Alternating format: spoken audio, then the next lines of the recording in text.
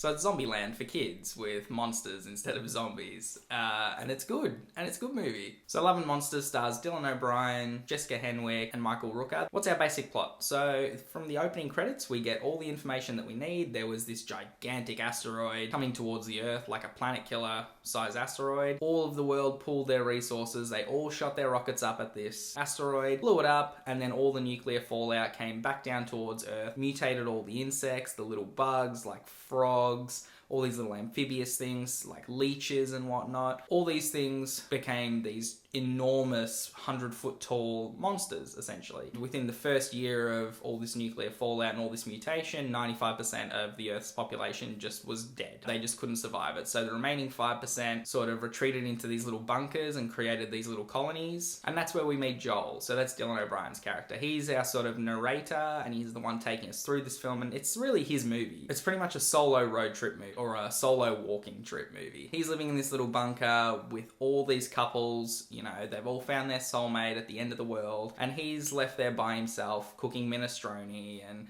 talking on the radio to the other colonies, and he wants more. They never take him on hunting trips. They never get him to do anything. They don't get him to look after the perimeter because they know that he's quite scared. He's got this freezing problem. He's a liability. And he realizes, he goes, you know, I am like that. You know, maybe I am like that. He has the grand idea that a girlfriend will save him from all these issues.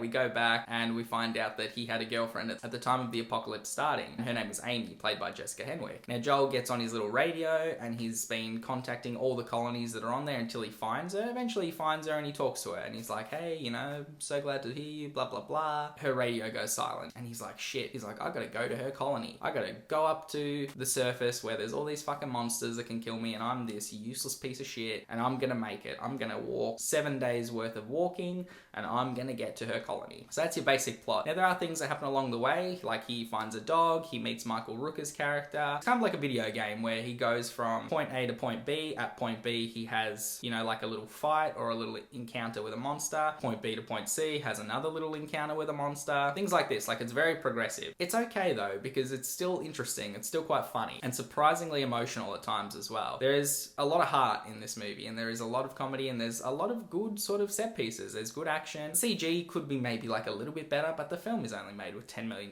Like, it's a Netflix movie. You shouldn't expect it to be this amazing FX, and I didn't, which is why I wasn't upset by it. And one of the worst things about this film, it's not a bad thing. It's a bad thing for me as opposed to everybody else. See, I hate insects. I cannot stand them. Creepy crawlies, spiders, leeches, bugs, everything like that, I'm not a fan. So when you put them on screen as these ginormous people-killing, you know, mutated insects, I just cringe, and it's just awful. Like, there's a fucking enormous, like, 100-foot centipede. There's leeches that are the size of a 30-centimeter ruler. Like, there's a lot going on here, and, like, at times I had to literally, like, have my hands up to my face because I was full body cringing at the fact that there's these enormous insects that I know I would die straight away. I'd be like, nah. I'd be like, fuck it. I'm dead. I'm like, you know what? World's run by cockroaches that are the size of my fucking house. Like, let's get out of here.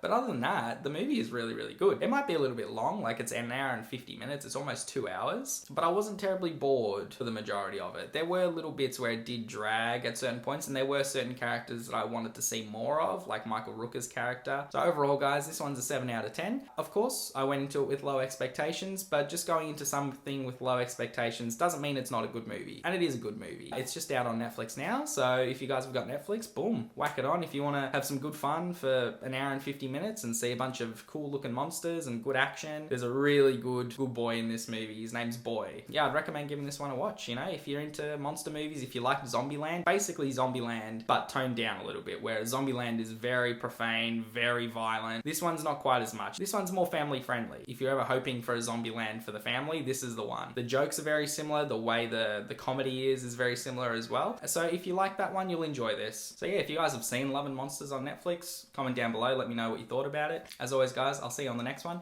and just be good people.